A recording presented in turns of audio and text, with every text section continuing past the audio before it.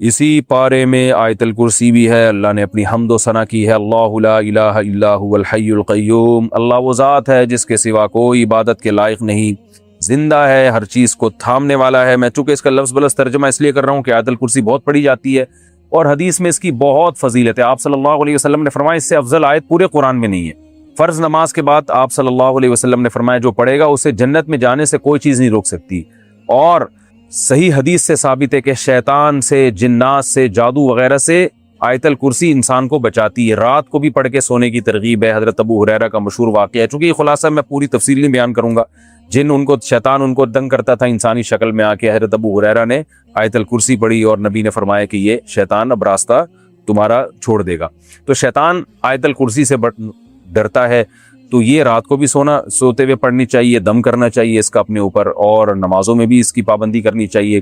یہ جو آج کل جھوٹے روحانی عاملین بنے ہوئے ہیں نا، الٹی سیدھی چیزیں بتا رہے ہوتے ہیں، ان کے پاس جانے کی ضرورت نہیں ہے۔ کسی پہ جن ہو یا کوئی ایسا مسئلہ ہو جادو، آیت الکرسی پڑھ کے اس پہ دم کریں۔ تو اللہ وہ ذات ہے جس کے سوا کوئی عبادت کے لائق نہیں۔ اور یاد رکھیں جتنا مفہوم ذہن میں رکھ کے جب دم کریں گے تو زیادہ فائدہ ہوگا، اور مفہوم ذہن میں رکھ کے پڑھیں گے تو زیادہ ثواب ملے گا۔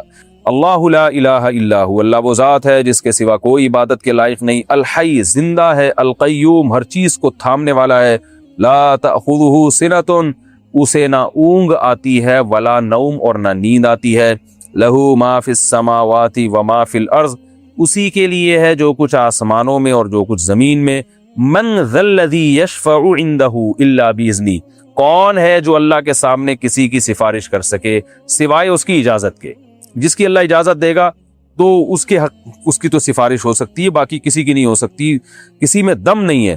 یعلم ما بین ایدیہم وما خلفہم جو کچھ لوگوں کی ماضی میں ان سے پہلے گزر چکا اللہ وہ بھی جانتا ہے، اور جو ان کے سامنے ہے بعد میں آنے والا ہے اللہ وہ بھی جانتا ہے۔ ولا یحیطون بشیء من علمہ الا بما شاء اللہ تو سب کچھ جانتا ہے، لیکن لوگ اللہ کے علم میں سے کسی بھی چیز کا احاطہ نہیں کر سکتے۔ اللہ کے پاس جو علم ہے اس میں سے کچھ بھی حاصل نہیں ہو سکتا الا بما شاء مگر جتنا اللہ چاہے۔ تو آج دنیا میں جتنی بھی نالج ہے وہ اللہ کے علم کا اربواں اور کروڑواں حصہ بھی نہیں ہے، اور یہ بھی وہ ہے جو اللہ نے چاہا ہمیں دے دیا۔ وسیع کرسیہ السماوات والارض اس کی جو بادشاہت کی کرسی ہے وہ آسمانوں اور زمینوں پہ پھیلی ہوئی ہے، ولا یعودہ حفظہما اور آسمانوں اور زمینوں کی حفاظت اللہ کو تھکاتی نہیں ہے، وہو العلی العظیم وہ بلند مرتبے والا اور عالی شان ہے۔ یہ آیت الکرسی ہے جس کا میں نے آپ کو ترجمہ بتایا، آپ ترجمہ کے ساتھ اس کو یاد کریں اور پھر پڑھیں گے تو انشاءاللہ زیادہ فائدہ ہوگا۔ اسی صورت میں اللہ نے یہ بھی بتا دیا لا اکراہ فی الدین، دین میں زبردستی نہیں ہے، اسلام میں کافر کو گن پوائنٹ پہ مسلمان نہیں کیا جا سکتا، فقط تبین الرشد من الغی اس لیے کہ اللہ فرماتے ہیں سیدھا راستہ اور غلط راستہ بالکل واضح ہے، اسلام اور کفر بالکل واضح ہے، تو اب گن پوائنٹ پہ کسی کو مسلمان بنانے کی ضرورت ہی نہیں ہے۔ اور جو ہے اتنا واضح ہے کہ جو بھی اس اسلام کے راستے کو فالو نہیں کرے گا وہ اپنی ہاتھوں سے اپنے آپ کو جہنم کے گڑھے میں ڈال رہا ہے، یعنی ہم نے حق اور باطل میں کوئی کنفیوژن چھوڑی نہیں ہے۔ اور آج بھی آپ دیکھ سکتے ہیں اسلام کے حکام کو آپ کمپیئر کریں دیگر مذاہب سے تو دودھ کا دودھ پانی کا پانی ہو جائے گا۔ فَمَن يَكْفُرْ بِالطَّاغُوتِ وَيُؤْمِن بِاللَّهِ فَقَدِ اسْتَمْسَكَ بِالْعُرْوَةِ الْوُثْقَىٰ فرمایا جو اللہ پر ایمان لائے اور شیطان کا انکار کرے، اسلام کو فالو کرے تو ایسے جیسے مضبوط چھلے کو تھام لیا، کوئی دریا میں ڈوب رہا ہو نا اور مضبوط کڑی کو تھام لے تو بچت ہو جاتی ہے۔ تو اللہ فرماتے ہیں یہ دنیا بھی حوادث کا اور شیطانی جو ہے نا اس میں تصرفات ہوتے ہیں، گمراہیاں پھیلتی ہیں، جو اسلام کے چھلے کو پکڑ لے گا تو وہ بچ جائے گا، تو وہ مضبوط چھلا ہے اور مضبوط لگام ہے جس کو پکڑنے سے تمہاری حفاظت ہو جائے گی، لن فصام لہا یہ ٹوٹنے والا نہیں ہے۔ بڑی خوبصورت مثال دی۔ اور اللہ نے یہ بھی فرمایا اللہ ولی الذین آمنوا یخرجہم من الظلمات الی النور ایمان والوں کا اللہ دوست ہے، ان کو گمراہی سے روشنی کی طرف لاتا ہے، یعنی جب آپ اسلام کو فالو کرتے ہیں نا تو آہستہ آہستہ آپ کے سامنے ہدایت کے راستے اور کھلتے چلے جاتے ہیں، حق اور باطل اور ممتاز ہوتا چلا جاتا ہے، اور جو اسلام کو فالو نہیں کرتے تو وہ اور زیادہ گمراہی کی طرف چلے جاتے ہیں۔ اس کی مثال دیکھ لیں آپ، یورپ اسلام کو فالو نہیں کر رہا، کیسے کیسے گمراہانہ قانون بنتے چلے جا رہے ہیں، گے میرج کو حلال کر دیا، کچھ انسانی سوچنے کی بات ہے، شراب حلال ہے، زنا حلال ہے، گمراہی میں پڑتے چلے جا رہے ہیں، اور اب پتہ نہیں کیا کیا چیزیں حلال ہونے والی ہیں، اللہ کی پناہ۔ تو اللہ فرماتے ہیں ایمان والے جو ایمان کو فالو کرتے ہیں روزانہ ان کی ہدایت بڑھتی ہے، اور جو اسلام کو فالو نہیں کرتا وہ گمراہی سے گمراہی کی طرف چلے جاتے ہیں، اور آئندہ اور زیادہ گمراہ ہو جائیں گے وہ۔ اسی صورت میں اللہ تعالیٰ نے ابراہیم علیہ السلام کا جو نمرود سے بحث ہوئی تھی وہ بھی ذکر کی۔ ابراہیم علیہ السلام نے کہا میرا رب جو ہے، میرا رب زندہ کرتا ہے اور موت بھی دیتا ہے۔ تو بادشاہ نے کیا کہا کہ میں بھی تو زندہ کر سکتا ہوں۔ ایک شخص جس کی پھانسی کا فیصلہ ہونے والا تھا اس کو کہا، چھوڑ دیا کہ دیکھو یہ مرنے والا تھا، میں نے اس کو حیات دے دی۔ اور ایک آدمی جو بیچارہ بے گناہ تھا اس کو بادشاہ نے قتل کروا دیا، بولے دیکھو میں تو موت دیتا ہوں۔ ابراہیم علیہ السلام نے کہا ٹھیک ہے، میرا رب تو مشرق سے سورج نکالتا ہے، تو مغرب سے نکال کے دکھا۔ تو بیچارہ تو نہیں کہنا چاہیے، وہ جو ہے نا مبہوت ہو گیا۔ اللہ نے اسی میں ایک واقعہ بیان کیا کہ کوئی بزرگ تھے پچھلے زمانوں میں، تو یا کوئی پیغمبر تھے، اس کا قرآن میں ہمیں واضح تذکرہ نہیں ملتا، تو انہوں نے کہا کہ اللہ تو جب ہم ہڈیاں ہو جائیں گے کیسے زندہ کرے گا؟ ان کے دل میں کوئی شبہ یا شک نہیں تھا، بس ویسے ہی اطمینان قلب کے لیے۔ تو قرآن کہتا ہے کہ اللہ نے ان کو موت دے دی۔ کالذی مر علی قریۃ وہی خاویۃ علی عروشہا، ایک بستی کے پاس سے گزرے جو تباہ ہو چکی تھی، تو انہوں نے کہا اللہ یہ تو مر گئے، کھپ گئے، کیسے قیامت میں دوبارہ زندہ ہوں گے؟ اللہ نے انہی کو موت دے دی، اور 100 سال کے بعد اللہ نے ان کو اٹھایا، اور پھر اللہ نے پوچھا بتاؤ تم کتنے دن سوئے ہو، یہ کتنے دن تمہیں پر موت واقع ہوئی ہے؟ انہوں نے کہا 1 دن یا اس سے بھی آدھا۔ اللہ نے کہا کہ تمہیں میں نے 100 سال تک موت دی ہے، 100 سال کے بعد اٹھایا ہے۔ فانظر الی طعامک وشرابک لم یتسنہ، اپنا کھانا اور پینا دیکھو ذرا بھی خراب نہیں ہوا، 100 سال تک اللہ نے اس کی بھی حفاظت کی۔ وانظر الی حمارک، اور اپنے گدھے کی طرف دیکھو، گدھا جو ہے نا مر کے ہڈیوں کا ڈھانچہ بن چکا تھا، اللہ نے اسے زندہ کر دیا۔ کہا یہ اپنے گدھے کی طرف دیکھو، وَلِنَجْعَلَكَ آیَةً لِلنَّاسِ وَانظُرْ إِلَى الْعِظَامِ كَيْفَ نُنشِزُهَا، دیکھو ان ہڈیوں کو ہم کیسے دوبارہ اکٹھا کرتے ہیں، ثُمَّ نَكْسُوهَا لَحْمًا، ان پہ گوشت کیسے چڑھاتے ہیں۔ ان بزرگ یا جو پیغمبر تھے یا بزرگ تھے، قرآن میں اس کا تذکرہ نہیں ہے، انہوں نے دیکھا تو وہ ساری بوسیدہ ہڈیاں جمع ہوئی ہیں، اور پورا گدھا دوبارہ گدھا بن کے کھڑا ہو گیا۔ تو اللہ نے فرمایا جو گدھے کو دوبارہ زندہ کر سکتا ہے وہ انسانوں کو کیوں زندہ نہیں کر سکتا؟ اس طرح سے میں زندہ کروں گا۔ پھر ابراہیم علیہ السلام کا بھی اللہ نے تذکرہ کیا۔ ابراہیم علیہ السلام نے اللہ سے پوچھا اللہ تو مردوں کو کیسے زندہ کرے گا؟ اللہ نے فرمایا ابراہیم کیا تجھے یقین نہیں ہے؟ قال بلا ولکن لیطمئن قلبی، کیوں نہیں ہے اللہ، مجھے تیرے وعدوں پر یقین ہے، بس میں چاہتا ہوں اور اطمینان ہو جائے۔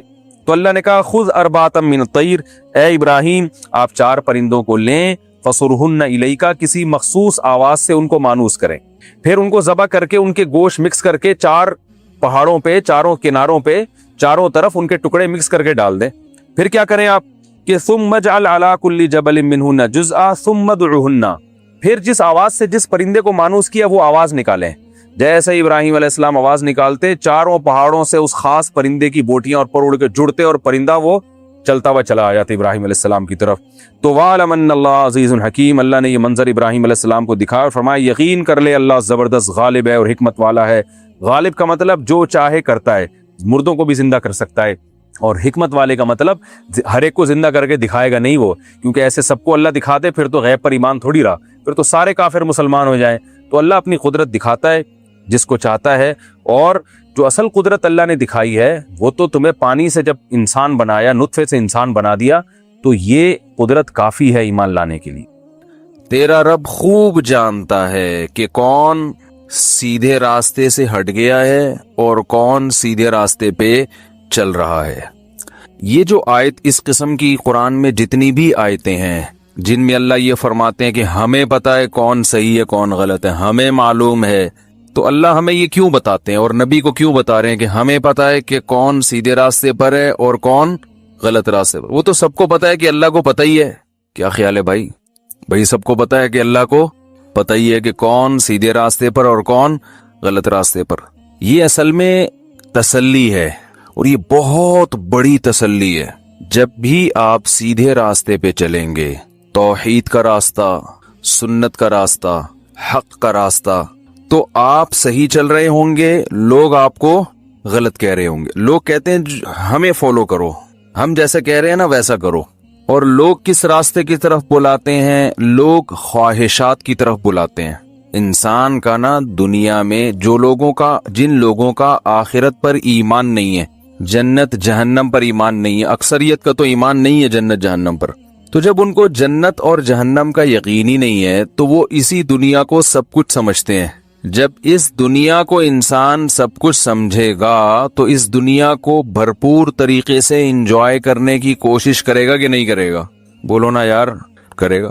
بہت سے تو کہتے ہیں آخرت ہے، لیکن اوپر سے نا، وہ اندر سے نہیں ہے، اندر میں نہیں ہے، اوپر اوپر سے کہتے ہیں یہ مردے تو سڑ کے ختم، بدبو، لاش، گائے بھینسیں مرتی ہیں، ان کا بھی وہی انجام ہوتا ہے جو انسانی لاشوں کا ہوتا ہے. تو کوئی آخرت میں نہیں ہے کچھ بھی. ہو تو ٹرائی کرنے کے لیے جمعہ پڑھ لیتے ہیں، رمضان کے روزے بھی رکھ لیتے ہیں، اگر ہوا تو شاید کام آ جائیں، لیکن کوئی مزیدار ایمان نہیں ہے. تگڑا ایمان جسے کہتے ہیں نا، جو آپ کو حضرت مولانا الیاس رحمۃ اللہ علیہ جو تھے نا تبلیغی جماعت کے بانی، وہ فرمایا کرتے تھے کہ ہماری جو 2 رکعت نماز ہے یہ ہمارے دنیا کے کام نہیں بناتی تو جنت میں حور کہاں سے دلائے گی یہ. ٹھیک ہے، اتنی ایسی ہم نماز پڑھتے ہیں، بالکل نہ دل لگاتے ہیں اس میں، نہ خشوع و خضوع، نہ آداب. اسے پڑھ کے ہمارا کوئی کام ہوتا ہی نہیں ہے. تو ایسے وہ وجہ اس کی یہ کہ دھیان نہیں ہے نا. آخرت پر یقین ہوتا ہے تو کیا ہوتا ہے؟ دھیان ہوتا ہے، پتا ہوتا ہے بھائی میں نے اللہ کو جواب دینا ہے، تو ایک فارمیلٹی سی پوری ہو رہی ہے، آ رہے ہیں جا رہے ہیں. تو میں یہ کر رہا تھا کہ جب آخرت پر پورا یقین نہ ہو یا ہو تو معمولی سا ایک شبہات ہوں، تو عمل میں جو جان ہے نا وہ کیا ہو جاتی ہے؟ ختم. اور پھر انسان خواہشات کو زیادہ فالو کرتا ہے. وہ دین کو بھی اس حد تک فالو کرے گا جس حد تک خواہشات اس کو فالو کرنے دیں گی، کیونکہ دین کی ہر چیز ایسی تھوڑی ہے جس میں معاشرہ رکاوٹ ڈالے. بہت ساری دین کی چیزیں ایسی ہیں معاشرہ کہتے ہیں چلو بھائی کر لو، ماشاءاللہ اچھی بات ہے یار، اگر کر لو تو ٹھیک ہے، نماز پڑھ لو، روزہ رکھ لو. کچھ چیزیں تو معاشرہ بھی اجازت دیتا ہے، وہ بھی 5 ٹائم پابندی سے نماز کی وہ بھی اجازت نہیں دے گا کہ آپ بہت زیادہ نمازی بن گئے، پروفیشنل نمازی جسے کہتے ہیں. تو جب آخرت پر پورا یقین نہیں ہوتا تو انسان پھر کیا کرتا ہے کہ یار پہلے خواہشات، جو موٹی موٹی خواہشات ہیں نا وہ پوری، جس میں سب سے پہلے پیسہ ہے. پیسے پہ لوگ کمپرومائز نہیں کرتے، کیونکہ غریب آدمی کو دنیا کا ناکام انسان سمجھا جاتا ہے. خواہشات کس سے پوری؟ غریب پوری کرتا ہے یا مالدار؟ بھائی غریب آدمی کا بریانی کھانے کا دل چاہے گا تو جیب میں پہلے ہاتھ ڈالے گا کہ پیسے ہیں یا نہیں ہیں. نکل آئے تو پھر 10 دفعہ سوچے گا یہ اگر بریانی میں خرچ کر دیے تو گھر میں بچوں کے لیے کھچڑی پکانے کے پیسے بھی بچیں گے کہ نہیں بچیں گے. تو وہ یہ ساری چیزیں جب سوچتا ہے نا تو وہ جیب سے ہاتھ واپس نکال لے. تو ایسے ہی ٹھیک ہے، پیسہ ہو تو بریانی کیا، پیسے والے آدمی تو سوچ رہا ہوتا ہے کہ سب کچھ کھا کھا کے تھک گئے، اب کیا کھائیں یار. تو باتیں ہو رہی ہوتی ہیں نا دوستوں میں، یار وہ بیف نہیں، ہمیں بیف رہنے دے، ایسا کر مٹن لے آ.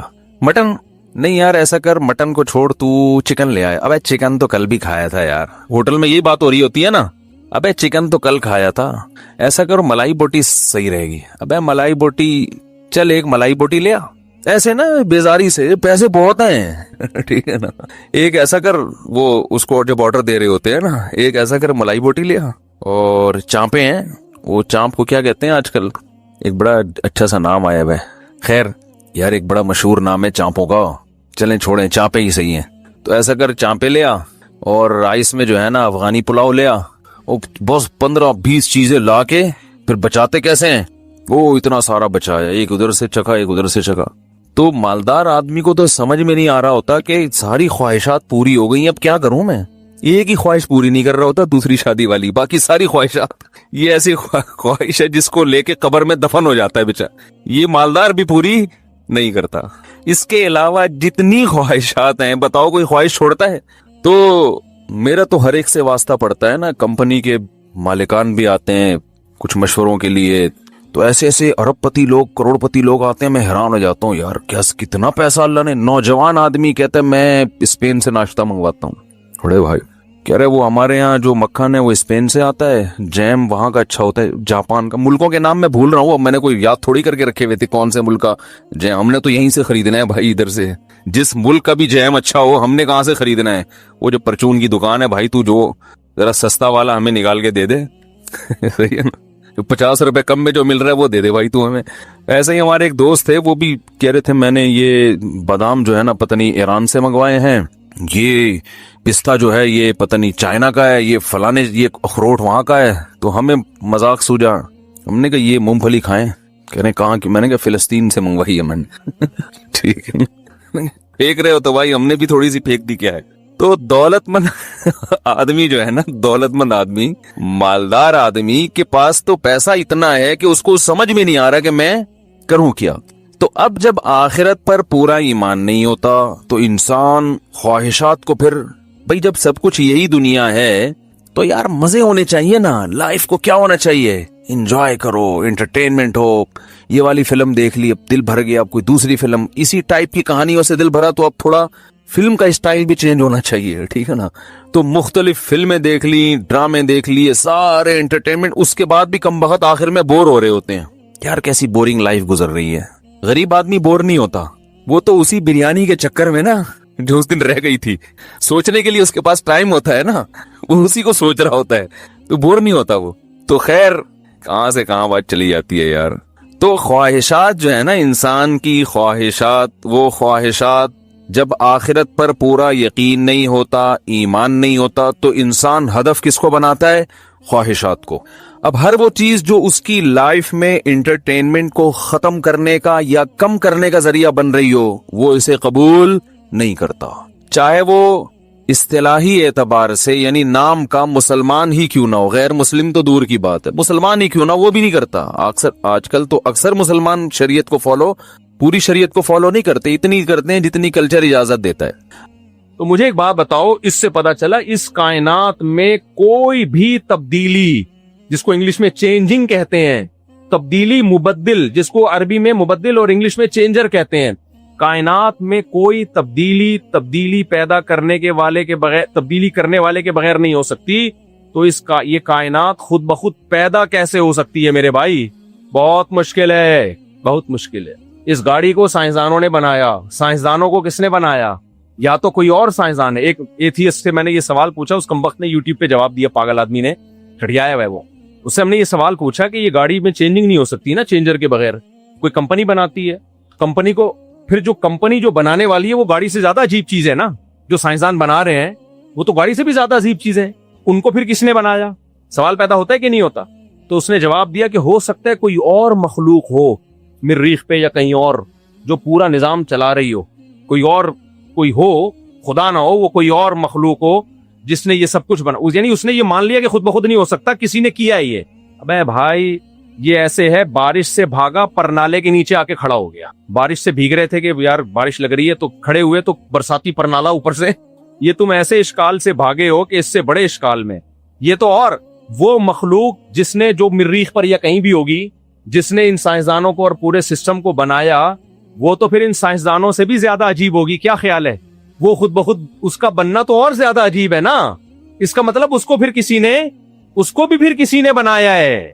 کیونکہ جتنی جتنی پیچیدہ مشین ہوتی ہے, اس کا اتفاق سے بننا اتنا ہی مشکل ہوتا ہے. جتنی سادہ مشین ہوتی ہے, اس کا اتفاق سے بننا اتنا ہی آسان. تو لا محالہ ایک ایسی ذات کی طرف ہم آئیں گے جو اپنے وجود میں کسی اور کی محتاج نہیں ہے. وہ کائنات سے ہٹ کر ہے, اس پر فزکس کے قوانین لاگو نہیں ہوتے. کیونکہ یہ جو نیوٹن بول کے گیا ہے کہ چینجر کے بغیر چینجنگ نہیں ہوتی, یہ کائنات کے بارے میں بول کر گیا ہے. یہ خدا کے بارے میں نیوٹن نے ایسا کوئی قانون نہیں کہا. لا محالہ ایک ایسی ذات آخر میں آئے گی جو فزکس کے قوانین سے بالا ہے. وہ مادی چیز نہیں ہے, وہ خدا ہے, وہ اللہ ہے. تو یعنی انہوں نے بھی مان لیا کہ یہ خود بخود نہیں بن سکتا, ان کو کسی نے بنایا ہے, لیکن جو بنانے والے کو مخلوق کہہ رہے ہیں, یہ خدا نہیں ہے. تو مخلوق کا تو مطلب یہ جس کو خود کسی نے بنایا. مجھے لگ رہا ہے آپ لوگ کی کھوپڑی آج صحیح کام کر نہیں رہی ہے, کھوپڑی آپ لوگ. میری الحمدللہ صحیح طرح سے کام کر رہی ہے. اس لیے میں اس بات کو کبھی نہیں مان سکتا کہ ہم یہ آٹومیٹیکلی ڈیزن کر کے یہ 2 آنکھیں بھی فٹ ہو گئی, پوری ناک بن گئی. ایسی تمیز والی ناک یار, اس کے 2 سوراخ بھی ہیں, بیچ میں پوری ہڈی ہے اور دونوں میں بیلنس ہے. اور اتنی پیچیدہ مشین یار, یہ ناک کی ہڈی جن کی بڑھ جاتی ہے, کانوں کا بیلنس آؤٹ ہو جاتا ہے ان کا. ڈاکٹر کہتے ہیں یہاں پانی ہوتا ہے کانوں میں, یہ بیلنس ناک کے دونوں نتنے. آپ نے دیکھا ہوگا جن کی ایک ناک بند ہوتی ہے 12 گھنٹے کے بعد دوسری بند ہوتی ہے, یہ والی کھل جاتی ہے. اکثر یہی سیٹ اپ پاکستان میں تو یہی چل رہا ہے. دونوں ناکیں, بہت کم لوگ ہیں جن کی آج تک کھلی ہوں. جو یہاں ڈیزل دھوئیں چل رہے ہیں نا, اس میں ایسے بہت کم لوگ رہ گئے ہیں جو بیک وقت دونوں نتنوں سے سانس لیتے ہوں. یہ کہہ رہے اللہ, جیسے میں نے کوئی بہت ہی, یہ میں ایک ایپ بیان کر رہا ہوں اپنی سوسائٹی کا. ان کے بھی لگ رہا ہے دونوں نتنے پورے کام نہیں.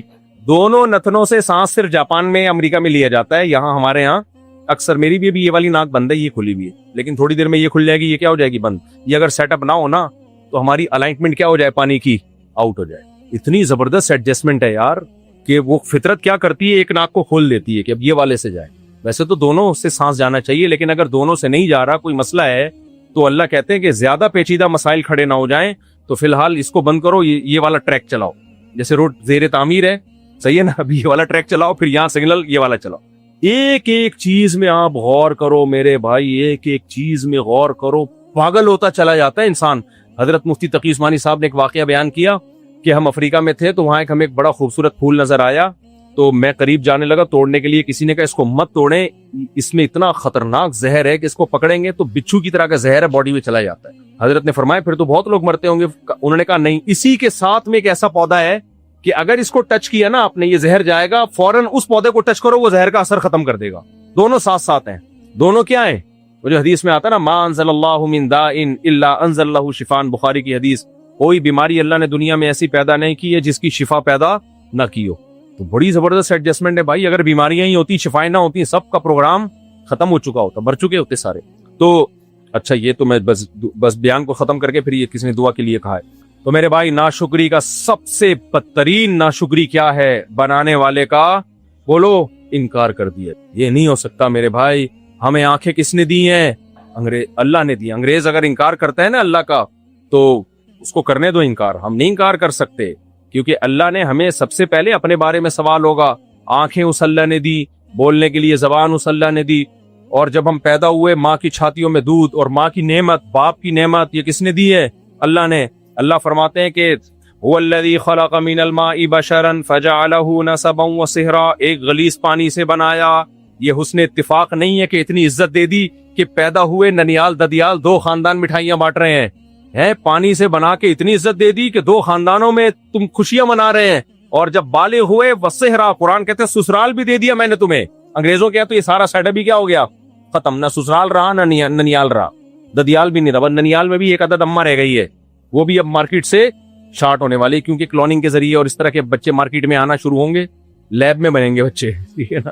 ابا کے جنم لیے یہاں سے اماں کے لیے ملا کے بچہ مارکیٹ، کہیں کسی کے پیٹ، کسی تیسرے کے پیٹ میں رکھوایا، بچہ پیدا ہوا، نہ سالے کو ماں کا پتہ چل رہا ہے، نہ باپ کا پتہ چل رہا ہے، نہ چاچے کا پتہ چل رہا ہے، بس وہ اسٹیٹ کا غلام ہوگا۔ تو اسٹیٹ کا غلام، پریوار، خاندان، فیملی پارک کیسے بنیں گے ان لوگوں کے یار؟ آپ کہیں گے اپنی فیملی کے ساتھ آئیں تو لیب کو لے کر آ رہا ہوگا، سائنسدانوں کو لا رہا ہوگا۔ غریب، تو شکر کرو اللہ نے مسلمان بنایا ہے۔ تو اللہ کہتے ہیں میں نے پانی سے پیدا کیا، اور ددیال ننیال دو خاندان دے کے عزت دی تمہیں۔ پریوار، خاندان میں پلتے ہو، فیملی ہوتی ہے، اور جب بالغ ہوتے ہو تو ایک سسرال بھی لگا دیا تمہارے ساتھ، اس میں بھی عزت ملتی ہے انسان کو۔ گھر داماد بننے کا مزہ بغیرتوں سے استغفر اللہ، جو ان سے پوچھو کہ کتنا مزہ ہوتا ہے اس میں، ویسے جا کے پڑھ کے دکھاؤ کسی گھر میں، ان کی بچی سے شادی کر لو، پڑے رہو وہاں پہ، کچھ بھی بگاڑ نہیں سکتے تمہارا۔ میں نیو کراچی میں تھا تو ایک آدمی نے کہا، مفتی صاحب گجراتی نے کہا، مفتی صاحب ہم جب کسی کو بددعا دیتے ہیں نا، کہتے ہیں اللہ کرے میں تیرا بہنوئی یا تیرا داماد بن جاؤں، یہ ہمارے یہاں بددعا ہوتی ہے۔ وہ کہنے لگا، میں نے کہا کیوں؟ کہتے ہیں پھر ہم اس کو ستاتے ہیں، وہ کچھ بھی نہیں کر سکتا، بہنوئی بہن کا خیال کرے گا اور سسر کس کا؟ بیٹی کا خیال کرے گا۔ تو ایسے میں نے داماد بغیرت قسم کے الحمدللہ بہت دیکھے ہیں کہ تو خیر، تو کتنی عزت دے دی میرے بھائی۔ یہ انسان کی تعظیم ہے، یہ انسان کی تکریم ہے۔ یہ کون کر رہا ہے؟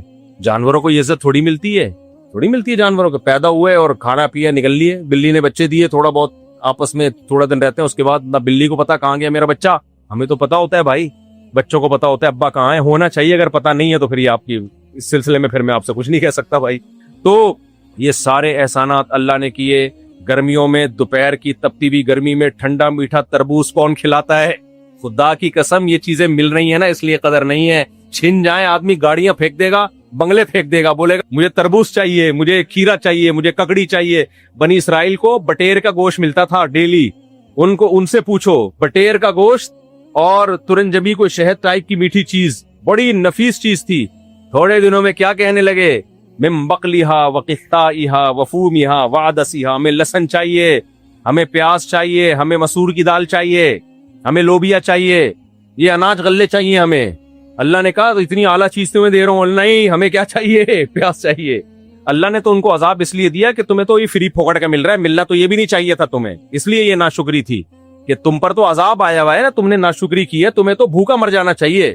تو اگر تمہیں پھر بھی یہ مل رہا ہے تو اس پہ شکر ادا کرو۔ لیکن نارملی یہ چیزیں بہت بڑی نعمت ہے میرے بھائی۔ میں نے ایک گاؤں میں ٹائم گزارا تو اتفاق کی بات ہے وہاں نمک ختم ہو گیا تھا، کیا تھا اب مجھے یاد نہیں پورا واقعہ، بہت بچپن ہم لوگ دورہ صرف کے لیے جاتے تھے نا، چمن اور کوئٹہ وغیرہ کے گاؤں دیہاتوں میں کچھ اساتذہ ہوتے تھے، دورہ عربی گرامر کا دورہ کراتے تھے، یہاں ادھر ہوتا ہے ان علاقوں میں۔ تو وہاں نمک شارٹ ہو گیا، 3-4 دن ہم نے نمک کے بغیر کھانا کھایا، اس وقت ہمیں اندازہ ہوا نمک کتنی بڑی نعمت ہے. ایسا ترستے تھے, کھانے کا ذائقہ برباد, دمبے کھا رہے ہیں, چربیاں بھی ویسے مزے کے قورمے ٹائپ کی چیزیں, روٹی میں بھی نمک نہیں, سالن میں بھی نہیں. جس دن نمک ملا ہے نا اس دن اندازہ ہوا صرف ایک نمک اللہ چھین لے, آدمی کہے گا کروڑوں روپے لے لو, کہیں سے نمک کی تھیلی لا کے دے دے مجھے, میری گاڑی بھی لے لو, میرا بنگلہ بھی لے لو. غلطی سے منہ سے نکلنے والا تھا کہ خاندان بھی لے لو مجھ سے, لیکن اللہ کا شکر ہے نہیں.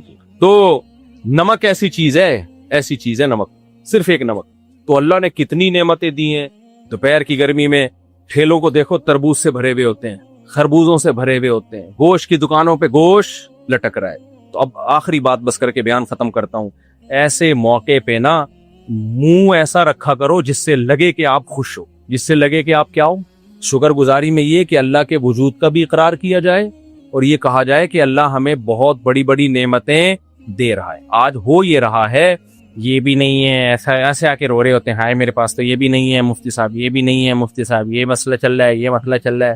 ابے تیرے کو 2 ٹائم کی روٹی مل رہی ہے, سر چھپانے کے لیے جگہ میسر ہے, اور جسم کسی بڑی تکلیف سے محفوظ ہے, تو چہرے پہ مسکراہٹ ہونی چاہیے, شکر کے آثار ہونے چاہیے. بولو بھائی اللہ کا دیا میرے پاس بہت کچھ. میرے شیخ حضرت مفتی رشید احمد صاحب رحمہ اللہ تعالی 60 سال کی عمر تک فرماتے ہیں کہ میں دارالعلوم کورنگی میں میری تنخواہ سے بیل کی تنخواہ زیادہ تھی. بیل وہاں کاشتکاری کے لیے بیل, ان پہ زیادہ خرچہ ہو, بہت کم آمدن تھی اس وقت دارالعلوم کورنگی کی, تو بہت تھوڑی تنخواہ تھی. فرماتے ہیں کہ میں انڈا نہیں خرید سکتا تھا ناشتے کے لیے. ایک دفعہ انڈے والا آیا کہ آپ روز ہم سے کتنے انڈے لیا کریں گے, میں نے اس کو بہانہ کر کے بھگا دیا. کا وجہ یہ تھی میرے پاس انڈے کے پیسے نہیں تھے. لیکن کہتے ہیں کوئی مجھے یہ کہہ نہیں سکتا تھا کہ یہ کوئی غریب ہے. کہتے لوگ مجھ سے قرضہ مانگنے آیا کرتے تھے کیونکہ میں اپنے آپ کو سب سے بڑا سیٹ سمجھتا تھا. میں کہتا تھا کہ اللہ نے مجھے 2 وقت کی روٹی دی ہے, مجھ سے زیادہ مالدار دنیا میں کوئی بھی نہیں. آج مسئلہ ہوس کا ہے میرے بھائی. یہ جو ڈپریشن اور سٹریس ہے نا, یہ کسی ریزن کی بیس پہ نہیں ہے, یہ ہوس کی بیس پہ ہے. تو اللہ کو مسکراتے چہرے پسند ہیں, ہر وقت چہرے پہ سلوٹیں, یہ بھی نہیں ہے وہ بھی نہیں ہے, پریشان ہوں, یہ مسئلہ چل رہا ہے. ایک بزرگ نے خط لکھا حضرت ڈاکٹر عبدالحی رحمۃ اللہ علیہ کو, جو ان کے ڈاکٹر عبدالحی کہ یہ مسئلہ, انہوں نے کہا پورا خط ناشکری سے بھر دیا, شکر کا ایک جملہ نہیں لکھا. تو حدیث میں ہمیں جو شکر گزاری کا طریقہ بتایا گیا ہے, پریشانیوں میں اپنے سے کمتر کو دیکھا کرو. بھائی آپ کے پاس اگر کوئی پریشانی ہے تو آپ سے بھی زیادہ پریشان دنیا میں موجود ہے. میں ایک واقعہ سنا کے بس بیان سچی مچی کا ختم کرتا ہوں. ابھی کچھ دن پہلے ہمارے پرانے دوست ہیں, ان کا بیٹا ڈوب کے بیچارہ انتقال ہو گیا, 7-8 سال کی عمر, اور انتقال بھی عید کے دوسرے تیسرے دن. سب بچے آئے ہوئے تھے نہانے کے لیے, تالاب میں گئے, وہ پتہ ہی نہیں چلا. کتنی بڑی ٹینشن ہے. وہ بچے کی تصویر بھی مجھے دکھا رہے تھے, اور عید کے دن نماز پڑھ رہا ہے, بڑا 8-9 سال کا بچہ, تو بڑا پیارا خوبصورت ہوتا ہے. اور استاد بھی وہ پٹھان ہے, وہ شلوار قمیض اس کی اور سفید ٹوپی. بچے شلوار قمیض میں بڑے اچھے لگتے ہیں, بچیاں اسکارف میں, فراک میں, اور بچے شلوار قمیض میں ٹوپی میں. آپ ذرا ایک دن اپنے بچے کو پتلون پہناؤ, میں پینٹ شرٹ کو ناجائز حرام نہیں کہتا, لیکن ذرا ٹرائی کر کے دیکھ لو اپنے خرچے پہ. بچے کو آپ سفید شلوار قمیض پہناؤ اور ٹوپی پہناؤ, اور پھر اس کی موبائل میں تصویر لے کے چیک کرو, ایسا پیار آئے گا نا اس کے اوپر. اس طرح بچی کو ایک دن آپ اسکرٹ پہناؤ, چھوٹی بچی کو سلیو لیس کپڑے پہناؤ, اور ایک دن کیا کرو, اس کو فراک پہناؤ, اسکارف پہناؤ اور تصویر لو. زمین آسمان کا فرق لگے گا, زمین آسمان. یہ جو اسلامی لباس ہے نا, اس میں بھی اللہ نے ایک بڑی برکت رکھی ہے. میں پینٹ شرٹ کو ناجائز نہیں کہہ رہا, لیکن بچوں میں آپ ذرا تجربہ کر کے دیکھ لو. تو خیر, تو وہ کیا ہوا, اس کی ڈیتھ ہو گئی بچے کی. میں جب تعزیت کے لیے گیا تو کیا کہہ رہے ہیں, بھائی گم بھی سکتا تھا. کتنے لوگوں کے بچے گم جاتے ہیں نا, ساری زندگی اس عذاب میں گزرتی ہے, پتہ نہیں کہاں ہوگا, کس حالت میں ہوگا. کہہ رہے ہیں اللہ کا شکر ہے گما نہیں ہے. بھائی اللہ کا شکر ہے گم نہیں ہوا. موت واقع ہوئی ہے, گم نہیں ہوا. موت میں تو صبر آ جاتا ہے. نمبر 2, پتہ چل گیا کہ کہاں موت واقع ہوئی ہے. نمبر 3, اگر ڈوب کے بے ہوش ہو جاتا اور کسی اذیت میں ہوتا, اور پھر کئی دن علاج چلتا, پیسہ بھی خرچ ہوتا, اس کے بعد موت ہوتی, کتنی بڑی ٹینشن ہوتی. جائیدادیں بک جاتی ہیں لوگوں کی, پھر کوئی کومے میں چلا جاتا, کوئی بیماری ہو جاتی, سڈنلی موت ہو گئی. تو اتنی ساری, پھر کہتے ہیں ہمارے اعمال ویسے ہی اس قابل نہیں ہے کہ پتہ نہیں ہماری بخشش ہو یا نہ ہو, آخرت میں ہمارے لیے ایک ذخیرہ ہو گیا. میں نے کہا دیکھو یہ ہے شکر گزار. یہ کیا ہے؟ اور ناشکرے لوگ کیا کرتے ہیں. میرے پاس ناشکروں کی رپورٹیں بھی ہیں. ایک صاحب کی بچپن میں ان کے بچے کی ڈیتھ ہوئی, اتنی بڑی داڑھی ان صاحب کی, ایسی طنزیہ باتیں کر رہے ہیں, میرے بچہ ہی ملا تھا اللہ کو مارنے کے لیے, اور پتہ نہیں یار میں تو نماز بھی پڑھتا ہوں, صدقے بھی کرتا ہوں. سنا تو یہ ہے کہ صدقے سے بلائیں ٹلتی ہیں.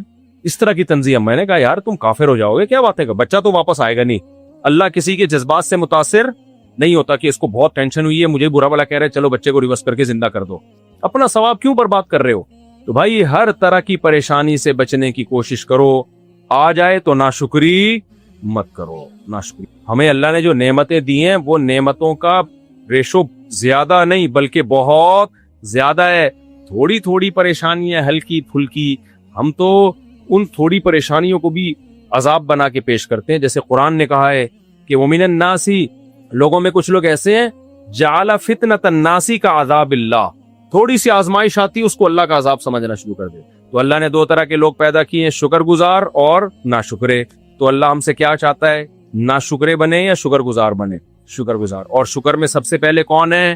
اللہ. اچھا اس کا شکر ادا ہو سکتا نہیں ہے کسی بھی قیمت, لیکن اللہ نے کہا چند کام کر لو تو میں سمجھوں گا ہو گیا ادا, چند کام کر لو تو میں سمجھوں گا شکر ادا کر دیا. وہ چند کام کیا ہیں؟ 5 ٹائم نماز پڑھ لو بھائی جماعت کے ساتھ. سارا دن تو اللہ نمازیں نہیں پڑھوا رہا ہم سے, 5 ٹائم پڑھ لو نماز. تو کوشش کریں گے کہ نہیں کریں گے؟ اللہ نے کہا رمضان کے روزے رکھ لو, ساری پورا سال کھاتے ہو, 1 مہینہ کیا کر لو ناغا, زندگی میں 1 دفعہ حج کر لو. کیا خیال ہے بھائی؟ کوئی زیادہ مشکل پیکج نہیں ہے. فرض زکات سال میں 1 دفعہ. اس کے علاوہ اللہ نے کہا تمہارے مال میں مسکینوں کا اور تمہارے رشتہ داروں کا حق ہے. ان رشتہ داروں میں سب سے پہلے ماں باپ, بیوی, بچے, ان پہ خرچ کرو. اگر آپ خرچ نہیں کرتے تو اللہ کی نظر میں آپ کا شمار شکر گزاروں میں ہوگا, ناشکروں میں ہوگا. کچھ لوگ دولت پہ سانپ بن کے بیٹھے ہوئے ہیں, دیسی گھی کے پیسے ہیں, بچوں کو کھلاتا ہی نہیں ہے دیسی گھی. ایک صاحب دیسی گھی لے کر آئے نا, وہ کنجوس, بہت دفعہ سنا چکا ہوں لیکن لطیفہ اتنا مزیدار ہے, بار بار دل چاہتا ہے سنانے. بس یہ سنا کے ختم کرتا ہوں. میں کیا کروں یار, وہ لطیفہ رکتا نہیں ہے اتنا مزے کا نا, 100 دفعہ بھی سناؤ پھر بھی سخاوت ہے بھائی, سنا دیتا ہوں پھر بھی. کنجوس آدمی گھر میں گھی کا ڈبہ لے کر آیا بچوں کے کہنے پر, تو کہہ رہے ڈبے سے لگا کے کھاؤ, اس میں بھی باہر چکنائی ہوتی ہے نا. سفر پہ جا رہا تھا, الماری میں رکھ کے چلا گیا, بولا جب تک میں نہ ہوں کھانا نہیں. واپس آیا, کھایا تو نہیں. وہ کنجوس کے بچے تھے, انہوں نے کہا ہم الماری سے لگا کے کھا رہے تھے. رکھ کے ایک تھپڑ لگایا, بغیر تو کچھ دن گھی کے بغیر صبر نہیں ہوتا تم سے. اور ایک اور آیا مارکیٹ میں, تو اللہ کو کنجوس لوگ پسند. ایک مہمان گیا کسی کے گھر, تو میزبان نے سادہ چاول ابلے ہوئے لا کے رکھ دی ہے. مہمان دیکھ کے حیران, یار یہ کیا ہے. اندر سے آواز آئی بیوی کی نا, مرغی لے آؤں. تو مہمان خوش ہو گیا کہ مرغی بھی ہے, میرا خیال ہے بھائی مرغی بھی. میزبان جو شوہر تھا نا, اس نے کہا ابھی نہیں. تو مہمان کے دل میں خیال ہے ابھی نہیں کا مطلب ہے پہلے چاول ختم کر لوں اس کے بعد آئے گی. تو وہ جلدی چاول کھانے لگا. پھر آواز آئی مرغی لے آؤں, اس نے کہا ابھی نہیں. اس کا خیال ہے اسپیڈ بڑھا بھائی, جب تک ختم نہیں ہوں گے اس وقت تک نہیں آئے. ایسے جلدی کھا کے ختم کیے. پھر آواز آئی جی مرغی لے آؤں, شوہر نے کہا لے آ, زندہ مرغی آ رہی ہے. مہمان نے کہا یہ کس کام کے لیے؟ کہہ رہے یہ جو چاول نیچے گر گئے ہیں نا یہ کھائے گی. مرغی کو بھی دانا خرید کے نہیں کھلایا جا رہا, مہمانوں سے جو چاول بچ جائیں گے وہ کس کو کھلائے جا رہے ہیں؟ یہ ہے شکر گزار. یہ کیا ہے بھائی؟ اللہ کو سخی پسند ہے. اللہ کہتے ہیں میں نے تمہیں دولت دی ہے, کسی کو میں نے غریب بنایا. کافر کہتا ہے میں نے اپنی محنت سے پیسہ کمایا. بھائی اللہ کہتے ہیں نا, یبسط الرزق لمن یشاء, میں جس کو چاہتا ہوں دولت دیتا ہوں, جس کو چاہتا ہوں چھین لیتا ہوں. اب جس کو چھینی ہے وہ صبر کرے, جس کو دی ہے وہ غریبوں پہ خرچ کرے اور احسان نہ جتلائے. یہ کہ بھائی اللہ نے دی ہے تو اللہ نے حکم دیا ہے تو اس لیے میں کھلا رہا ہوں. تو مرغی پالے اس لیے نہیں کہ بچے پہ چاول کھلائے گا ان. تو کچھ لوگ جانوروں کے ساتھ بھی ظلم کرتے ہیں, یہ بھی ناشکری ہے. میں نے ایک بکری کسی کو پالنے کے لیے دی, اب تک وہ واقعہ نہیں بھولتا ہوں, یہ 15 سال تو ہو گئے ہوں گے. میں جب بکری لینے کے لیے گیا تو وہ مجھے لگا اب اس کا سوپ ہی بنا سکتا ہوں میں. پتا چلا کم بخت صرف 1 ٹائم کھلاتا تھا اس, صرف صبح کے وقت 1 ٹائم. کہہ رہے بس 24 گھنٹے میں 1 دفعہ کیا ہے کافی ہے. بس کر یار, جانور ہے وہ بول نہیں سکتا, تو اب اس کا یہ مطلب ہے آپ اس سے ناجائز فائدہ اٹھاؤ. تو ایسے لوگ ہیں دنیا میں. تو اللہ ہم سب کو ہدایت دے اور اللہ ہمیں شکر گزار بنائے. اچھا داڑھی رکھنا بھی کاٹنا بھی ناشکری میں شامل. دیکھو ہمیں مرد کس نے بنایا؟ اللہ نے. اللہ ہمیں چاہتا عورت بھی بنا دیتا, تو اللہ ہمیں کیا چاہتا؟ عورت. اب اللہ کہتا ہے جب مرد بنائے تو پورے مرد کے بچے بنو, سر کے بال سے لے کے پاؤں کے ناخن تک آدمی نظر آؤ. مردوں والی وجاہت. تو اس لیے داڑھی رکھ لیں. میں کسی کو برا نہیں کہہ رہا جو داڑھی کاٹتے ہیں, وہ اللہ ان کا معاملہ ہے.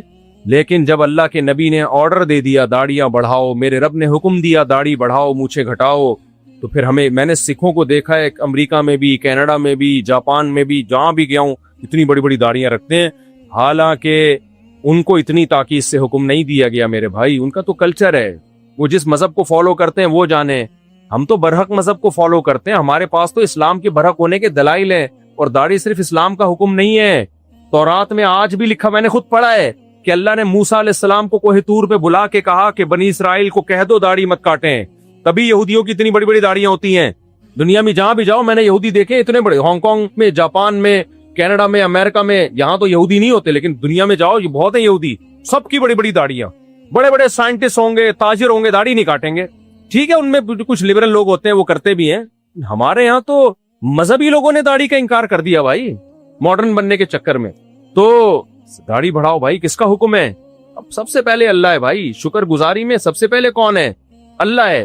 تو عورت پردہ کرے, وہ اپنے حسن کی نمائش نہ کرے. اللہ عورت کو عورت نہ بناتا, اللہ نہ کرے ہجڑا بنا دیتا, مخنث بنا دیتا, کون اس کی طرف مائل ہوتا؟ کون اس سے نکاح کرتا؟ کہاں اس کی اولاد ہوتی؟ عورت کو اللہ نے عورت بنا کے حسن دیا, لیکن اس کی کچھ لمٹ, کہ یہ حسن میں نے اس لیے دیا ہے تاکہ تمہاری طرف لوگ نکاح کا پیغام بھیجیں, غیر مردوں میں دلچسپی مت لو.